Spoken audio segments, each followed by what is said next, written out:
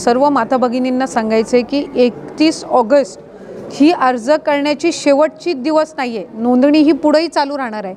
पहिल्या टप्प्यातली जी नोंदणी आहे ही 31 ऑगस्टपर्यंत आहे। आज रोज ज्या संख्येने अर्ज अपलोड होत आहेत आणि अर्ज प्राप्त होत आहेत ती किमान 5 ते 7 लाख रोज अर्ज हे आम्हाला ऑनलाईन पद्धतीने प्राप्त होत आहेत। त्याच्यामुळे आम्ही सुरुवातीला फक्त एक नारी शक्ती दूत ॲप होतं, याच्यावरून आपण रजिस्ट्रेशन करून घेत होतो, पण आम्ही 5 दिवसापूर्वीच पोर्टलच्या माध्यमातून सुद्धा रजिस्ट्रेशन सुरू केलेलं आहे। आणि जो प्रतिसाद आम्हाला मिळत आहे की ॲपच्या तुलनेमध्ये पोर्टलला त्यांना ते भरणं सोपं जाते, स्पीड पण तुलनात्मक जास्ती आहे।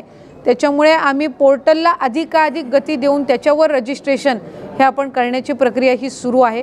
आम्ही ह्या सगळ्या बाबी म्हणजे त्याच मोबाईल नंबरवर, त्याच माता भगिनींच्या मोबाईल नंबरवर OTP जाणं किंवा त्यांचा आधार कार्ड त्यांच्या बँक अकाउंटसोबत लिंक करणं, ह्या बाबी आपण ह्यासाठी करत आहोत की कुठेही ड्युप्लिकेशन नसावं, कुठेही याच्या अंतर्गत प्रक्रियेमध्ये कुठलंही चुकीच्या पद्धतीनं कुठली प्रोसिजर होऊ नये एक। आणि दुसरी गोष्ट ती तो जो सन्मान निधी आहे हा थेट त्यांच्याच अकाउंटला जावा, ह्या दृष्टिकोनातून आम्ही ते करत आहोत। आत्ता ॲप आणि पोर्टल आहे याचं दोन्हीचं जो डेटा आहे हे कंबाईन करण्याचं काम सुरू आहे।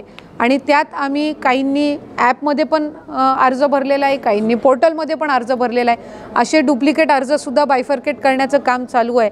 आणि साधारणपणे मला आपल्या माध्यमातून सांगायचं आहे की आत्तापर्यंतची कुठलीही एका राज्य शासनाची योजना नसेल की ज्याला एकाच वेळेला 1 कोटीपेक्षा जास्ती DBT होणार आहेत, ही पहिलीच आहे।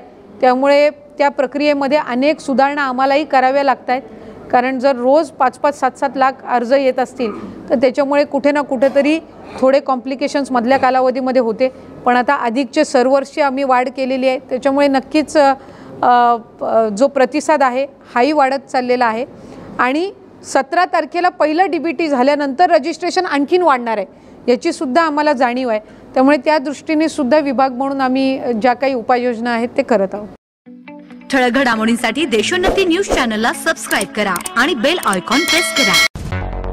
मुंबई, पुणे, नागपूर, मराठवाडा असो का विदर्भ, राजकीय, सामाजिक, शैक्षणिक क्षेत्र असो का क्रीडा, सर्वच घडामोडीचे विश्लेषण पाहायला विसरू नका। फक्त देशोन्नती न्यूजवर।